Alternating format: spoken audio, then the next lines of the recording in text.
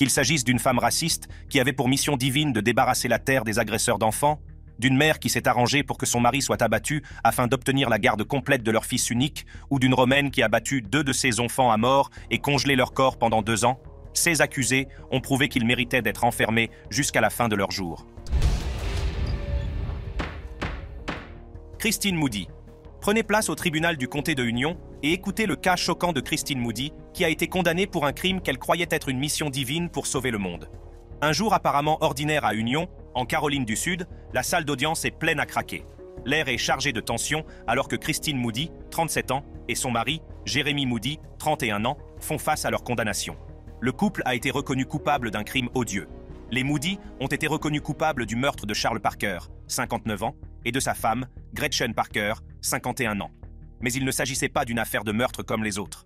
Les Moody avaient un mobile tordu qui rendait ce crime encore plus effrayant. Ils se croyaient investis d'une mission divine pour débarrasser le monde des délinquants sexuels.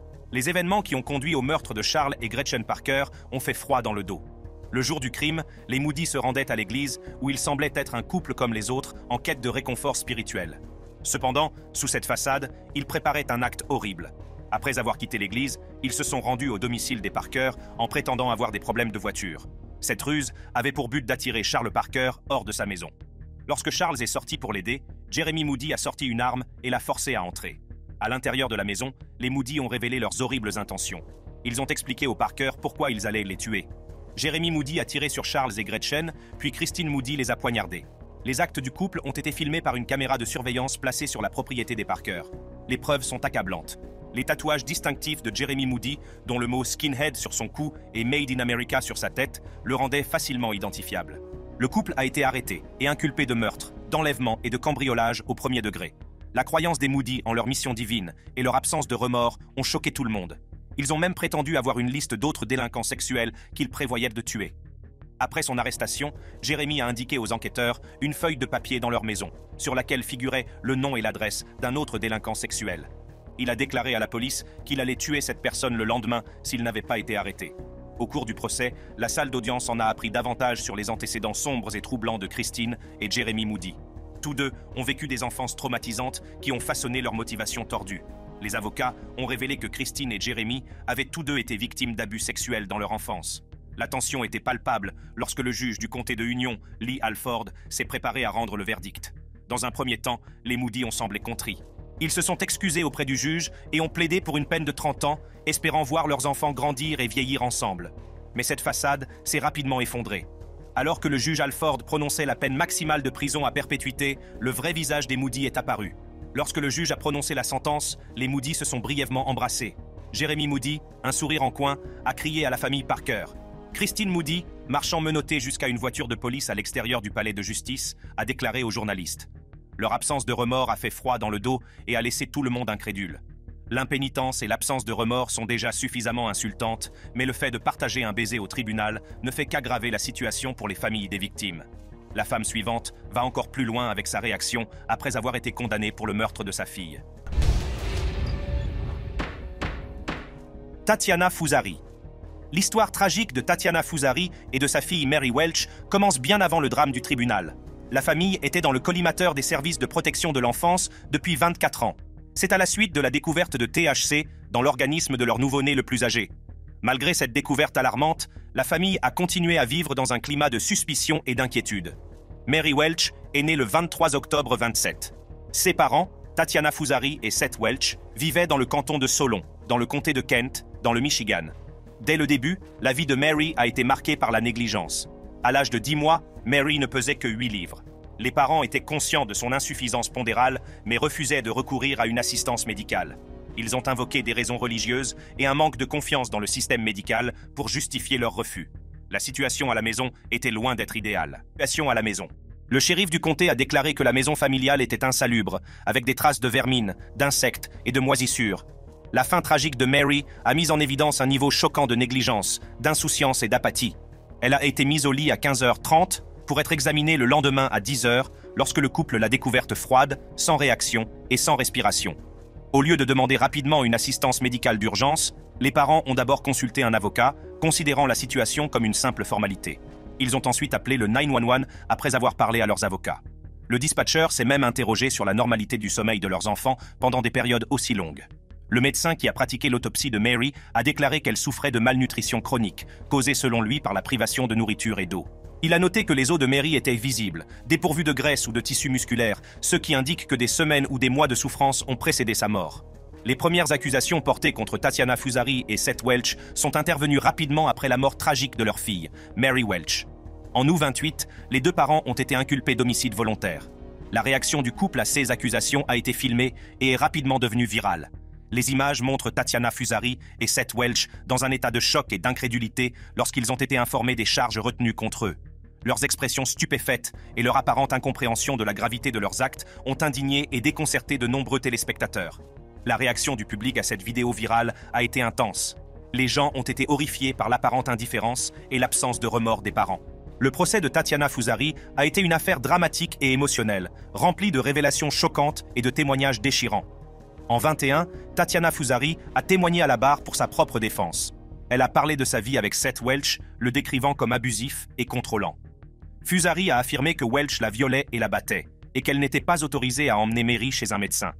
Elle a reproché à cette violence son incapacité à s'occuper correctement de sa fille. Malgré sa défense, le témoignage de Madame Fusari n'a guère influencé le jury. Elle a également affirmé qu'elle n'avait pas remarqué que Mary n'était pas en bonne santé et qu'elle ne savait pas ce qui avait causé sa mort. Cette déclaration a encore renforcé l'indignation et l'incrédulité du public. Comment une mère peut-elle ne pas reconnaître l'état désastreux de son propre enfant? Au fur et à mesure que le procès avançait, la salle d'audience était remplie de tension. Le juge, le jury et les spectateurs écoutaient attentivement les preuves présentées.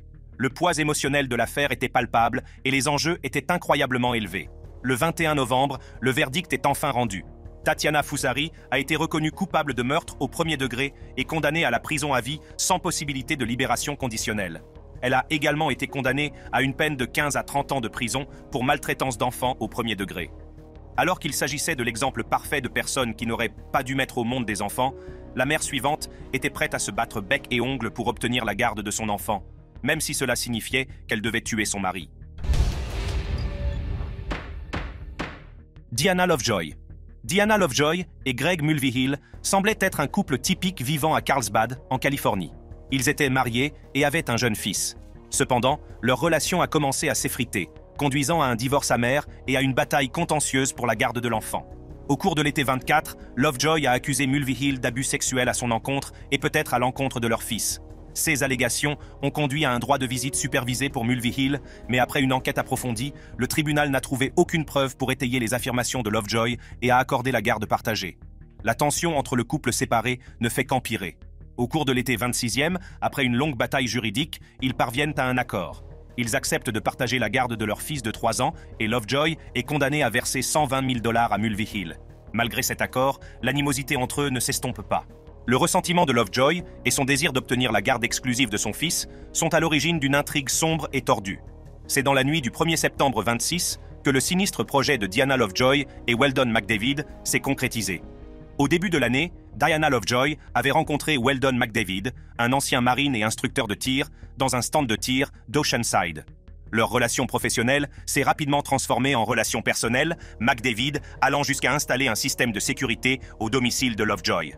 Bien que mariée, McDavid est devenue intimement liée à Lovejoy, et elle l'a manipulée en inventant des histoires d'abus de la part de son mari, Greg Mulvihill, dont elle était séparée. À l'aide d'un téléphone jetable, M. McDavid a appelé M. Mulvihill vers 23h en se faisant passer pour un détective privé.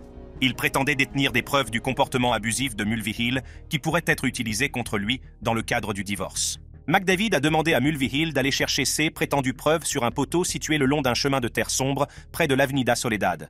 Mulvihill, accompagné de Jason Kovacs, son collègue et ami, est arrivé sur les lieux armé d'une petite batte de baseball et d'une lampe de vélo.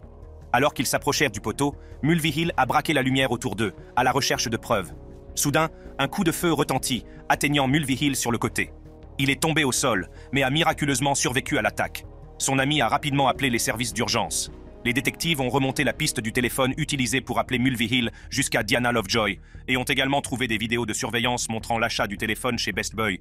C'est McDavid, vêtu d'une tenue de camouflage et couché dans les buissons, qui a tiré. Il a par la suite affirmé devant le tribunal qu'il essayait seulement d'éteindre la lumière dans la main de Mulvihill, craignant que ce dernier n'ait une arme. Cependant, Le procureur a soutenu que McDavid, un tireur d'élite, avait été engagé par Lovejoy pour tuer son mari.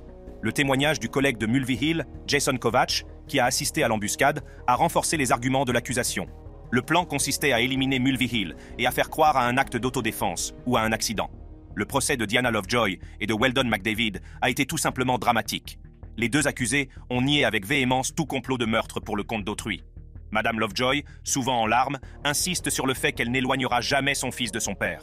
McDavid a affirmé qu'il n'avait pas l'intention de tuer, déclarant « Ce n'est pas ce que je suis ». Malgré leur dénégation, les preuves contre eux étaient accablantes. Au cours du procès, des témoignages choquants sont apparus. La tante de Lovejoy a révélé qu'environ 1 an avant la fusillade, Lovejoy lui avait demandé si elle connaissait quelqu'un qui pourrait effrayer ou tuer son mari. Ces témoignages, combinés à la planification et à l'exécution détaillée de la fusillade, n'ont laissé que peu de doute dans l'esprit du jury. Le jour du verdict, la tension était palpable dans la salle d'audience. Lorsque le jury a déclaré Madame Lovejoy coupable de conspiration et de tentative de meurtre, elle s'est effondrée et a dû être évacuée sur une civière. Le juge von Kalinowski a condamné Diana Lovejoy à une peine de 26 ans de prison à perpétuité. Weldon McDavid a été condamné à 50 ans de prison pour son rôle dans la fusillade. Lors de la condamnation, Diana Lovejoy a déclaré, en larmes, qu'elle avait l'impression de ne pas avoir été entendue au cours du procès. Le juge a répondu « Vous avez dit que vous n'aviez pas de voix, c'est votre choix ». Il a affirmé qu'il y avait suffisamment de preuves pour étayer le verdict. Peut-être que Lovejoy était une bonne mère qui tenait trop à son fils pour être prête à tout risquer pour lui, mais cette autre femme a assassiné 2 de ses enfants et les a conservés dans un congélateur pour avoir prétendument violé leur jeune frère. Michelle Blair. Le procès de Michelle Blair a été une expérience terrible pour toutes les personnes impliquées. En juin 25, Michelle Blair a comparu devant le juge Dana Hathaway au tribunal du comté de Wayne. Elle a plaidé coupable d'un chef d'accusation de meurtre avec préméditation au premier degré et d'un chef d'accusation de meurtre avec préméditation. Le matin du 24 mars 25, une équipe d'expulsion se présente au domicile de Michelle Blair dans le quartier est de Détroit. Blair, 35 ans et mère de 4 enfants, connaît des difficultés financières et doit être expulsée parce qu'elle ne paie pas son loyer. Alors que l'équipe commence à débarrasser la maison de ses meubles, elle fait une découverte qui choque toute la communauté. Dans le salon se trouvait un congélateur blanc. Lorsque l'huissier du département du shérif du comté de Wayne l'a ouvert, il a été confronté à un spectacle horrible. À l'intérieur du congélateur, enveloppé dans un grand sac en plastique, se trouvait le corps congelé d'une adolescente. Sous elle, enveloppé dans une couverture, se trouvait un autre corps, celui d'un jeune garçon. Il s'agissait des corps de Stephen Gage Berry et de Stony Ann Blair, les propres enfants de Michelle Blair. Les autorités ont été immédiatement appelées sur les lieux. Un voisin a rapidement révélé où se trouvait Blair, ce qui a permis à la police de la retrouver chez un autre voisin avec ses 2 enfants survivants, âgés de 8 et 17 ans. Mais Stephen et Stony n'étaient pas là. Interrogée, Michelle Blair a avoué les meurtres sans hésitation. Elle a admis avoir tué ses enfants et avoir mis leur corps dans le congélateur. Alors qu'elle était menottée, elle aurait dit à la police qu'elle n'était pas méchante, mais que ses actions étaient un acte diabolique. Les corps ont été transportés à la morgue où ils ont dû être décongelés pendant 3 jours avant qu'une autopsie puisse être pratiquée. Le médecin légiste a conclu à un homicide, citant un traumatisme contondant comme cause de la mort. Stephen avait également subi des blessures thermiques. Il a été établi que Stephen avait été tué en août 22, à l'âge de 9 ans, et que Stony avait été tué en mai 23, à l'âge de 13 ans. Leurs corps étaient restés dans le congélateur pendant plus de 2 ans. Les aveux de Michelle Blair devant le tribunal ont révélé un motif effrayant pour les meurtres de ses enfants, Stephen Gage Berry et Stony Ann Blair. Selon elle, elle a tué ses enfants parce qu'elle pensait qu'ils abusaient sexuellement de son fils cadet, une affirmation qui n'a jamais été étayée par la moindre preuve. Blair a raconté qu'en août 22, elle est entrée dans une pièce de sa maison de Détroit pour trouver son fils cadet en train de simuler une activité sexuelle à l'aide de jouets. Horrifiée, elle lui a demandé si quelqu'un l'avait déjà touché de cette façon. Le garçon lui aurait répondu que son frère Stephen, âgé de 9 ans, l'avait fait. Furieuse, Blair est entrée en trombe dans la chambre de Stephen et l'a confronté. Après que Stephen ait avoué les abus, Blair a entamé une campagne de torture brutale qui a duré environ 2 semaines. Blair a décrit comment elle a affamé Stephen, lui a fait boire du Windex et l'a asphyxié avec un sac en plastique. Elle a également versé de l'eau chaude sur ses parties génitales, ce qui a provoqué une desquamation de sa peau. À un moment donné, elle lui a passé une ceinture autour du cou, l'a soulevé et lui a demandé « Tu aimes ce que tu ressens ?» Blair continue de torturer Stephen jusqu'à ce qu'il succombe à ses blessures le 30 août 22. Elle l'a trouvé sans réaction à côté d'une flaque de vomi, a enveloppé son corps dans une couverture et l'a caché dans le congélateur. 9 mois plus tard, Madame Blair a affirmé que sa fille Stony, âgée de 13 ans, abusait également de son fils cadet. Elle a commencé à interroger le garçon, qui a d'abord nié tout abus. Cependant, après que Blair l'a menacé de le battre s'il ne disait pas la vérité, il a fini par dire que Stoney avait abusé de lui. Blair a alors commencé à torturer Stoney, l'affamant et la frappant avec un 2x4. Stoney est morte en mai 23. Blair a placé le corps de Stoney dans un sac en plastique et l'a mis dans le congélateur, au-dessus de Stephen. Blair a ensuite affirmé que si le meurtre de Stephen était un accident, elle avait l'intention de tuer Stoney. Elle n'a montré aucun remords pour ses actes, déclarant qu'elle ne ressentait aucune culpabilité parce que ses enfants n'avaient aucun remords pour ce qu'ils auraient fait à son fils cadet. Tout au long du procès, Blair est restée impénitente, insistant sur le fait qu'elle n'avait aucun remords pour ses actes. Elle a affirmé que ses enfants n'avaient aucun remords pour ce qu'ils auraient fait à son fils cadet et qu'elle se sentait justifiée dans ses actes. Le procureur Karen Goldfarb a présenté des preuves qui contredisent les affirmations de Blair. Aucune preuve concrète n'est venue étayer les allégations d'abus sexuels. Gabby, l'aîné des enfants de Blair, a témoigné que leur mère était devenue obsédée par l'idée que ses frères et sœurs abusaient du plus jeune d'entre eux. Gabby a expliqué que les questions incessantes et les menaces de leur mère avaient conduit le plus jeune frère à accuser faussement Stephen et Stoney. Même lors de l'audience sur la garde des enfants, les procureurs ont émis l'hypothèse que le père de Stoney savait qu'il y avait eu des abus. Blair a combattu le père de Stoney au tribunal pour avoir abandonné son enfant et être un père mauvais payeur. Elle voulait garder la garde de ses enfants survivants. Gabby a décrit sa mère comme une bombe à retardement qui était toujours sur le point d'exploser. Elle a raconté la peur et les abus constants qu'elle et son frère survivant ont endurés. Gabby a révélé qu'elle avait été brûlée à plusieurs reprises avec un fer à friser et battue avec une planche de bois. Elle vivait dans une terreur constante, sachant qu'un seul faux pas pouvait faire d'elle le prochain cadavre dans le congélateur. Michelle Blair a été condamnée à la prison à vie sans possibilité de libération conditionnelle. Elle purge actuellement sa peine au Huron Valley Correctional Facility à Ypsilanti, dans le Michigan. Après le procès, Gabby et son jeune frère sont allés vivre avec leur grand-tante. Ils sont retournés à l'école et ont entamé une thérapie pour faire face aux traumatismes et aux abus qu'ils avaient subis. Gabby se souvient de la peur qu'elle ressentait chaque fois qu'elle passait devant le congélateur, sachant ce qu'il contenait. Cliquez sur l'une des cartes à l'écran pour voir d'autres vidéos de ce type.